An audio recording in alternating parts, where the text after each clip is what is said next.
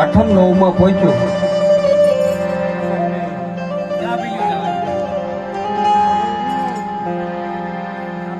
એટલે કૌરવોનો સારથી, કૌરવોનો સેનાપતિ ભીષ્મ છે અને પાંડવોનો સેનાપતિ કૃષ્ણ છે. કૃષ્ણ ને ભીષ્મ ને હામામો સંવાદ થાય છે.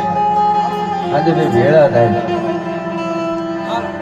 એટલે કૃષ્ણ ભગવાનને પિતામહ કહે છે, ભગવાન આવું હું કામ કરો? તમે ધારો તો આ 2 દિન પૂરું કરી દો, પણ આજ 8 દી છે ને હજી કેટલા દી હાલશે એનું કઈ નક્કી નથી. તો કે હું તો આમાં લડતો નથી, મેં તો હથિયાર ઉપાડવાની ભાઈ પ્રતિજ્ઞા લીધી છે, હથિયાર હું નહીં ઉપાડું. ભીષ્મ કે તમે હથિયાર ન ઉપાડો તો કાલ સવારે ડારિયા વેરી નાખું પાંડવોના. પણ મને ખબર છે કે નહીં, તું ગમે આંકડો કરીને હથિયાર ઉપાડવાનો છો. હે કૃષ્ણે તજ્યા હથિયાર અને હાથમાં લેવડાવીશ હું. હારે તો હું પીડ્યો છું પણ ધ્રુજાવીશ કીર્તારને. એવી પ્રતિજ્ઞા કરી દીધી ભીષ્મએ. અને કૃષ્ણને અંધારા આવ્યા કે બાપો હવે ફેટ થયો છે. પાંડવોની છાવણીમાં જાય છે.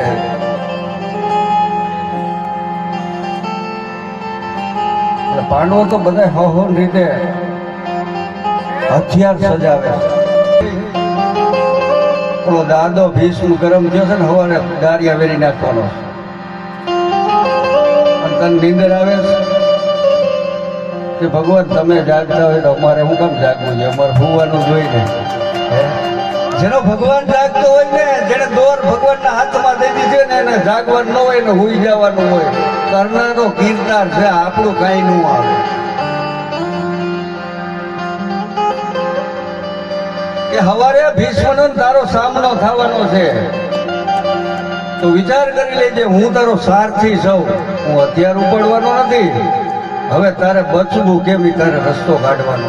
ત્યાંથી કઈ અને સફેદ પ્રકાશની અંદર મેદાનમાં ભગવાન હાલ્યા જાય છે. ત્યાં એક સામે સફેદ કપડામાં એક સ્ત્રી દેખાણી. પાસે ગયા. કૃષ્ણએ પૂછ્યું, કોણ છો તમે? કે હું ગંગા, ભીષ્મની માતા ગંગા છું. તો કે અહીંયા શું કરો? કે અહીંયા કાંટા ને કાકરા વેરું છું, અહીંયા કાલ મારો ભીષ્મ પડવાનો. ભગવાનને ગોથે ચડાવી દીધા. વિચાર કરો, ભગવાન કે બોલો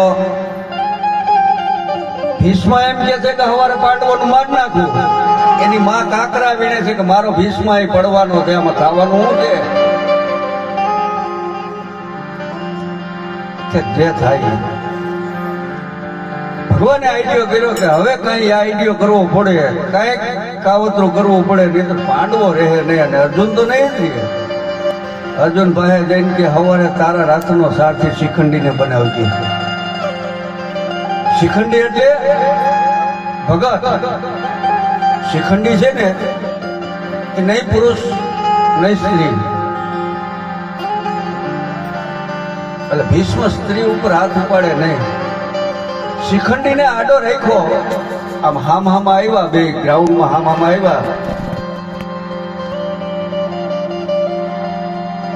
અને ભીષ્મે એના બાણની ફણસ ખેંચી. ત્યાં શિખંડીએ મોટું કાઢ્યું અને ભીષ્મે હથિયાર નાખી દીધા. હે કાળિયા, આ તારા જ કામમાં હોય. શિખંડીને આડો નાખ્યો અને જ્યાં હથિયાર પાછા નાખે છે, કૃષ્ણ કે અર્જુનને કે હવે બાણ માર, નકર આ તારું મારું કોઈનું કઈ નહીં. આવવા દે. માંડ મારવા બાણ ને રોવાડે બાણ મારીને ભીષ્મને ધરતીમાં નાખી દીધા. ભીષ્મ બાણ સૈયા થઈ ગઈ, બાણ ઉપર હુઈ ગયા. એટલા બાણ લાગ્યા અને ત્યાં ગંગા પ્રગટ થયા. લાલ ત્રમોળ જેવી આંખું.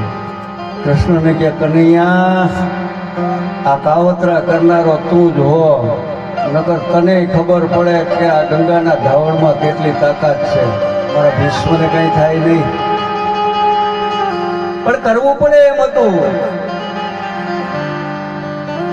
કરેલા કર્મ ચૂકવવા પડે, કરેલા કર્મ ચૂકવવા પડે. પછી ભલે ને હોય ભગવાન, એ ભીલને બાણે વિંધાણો તેથી કૃષ્ણ હતો બળવાન. કૃષ્ણને જો ભીલના બાણે વિંધાવવું પડતું હોય તો પછી આને કરેલા કર્મ તો ભોગવવા જ પડે ને. ઈચ્છા મૃત્યુનું વરદાન જેને હતું એવા ભીષ્મ આ પૃથ્વી ઉપર હજી એવો અવતારી પુરુષ થયો નથી. ભગત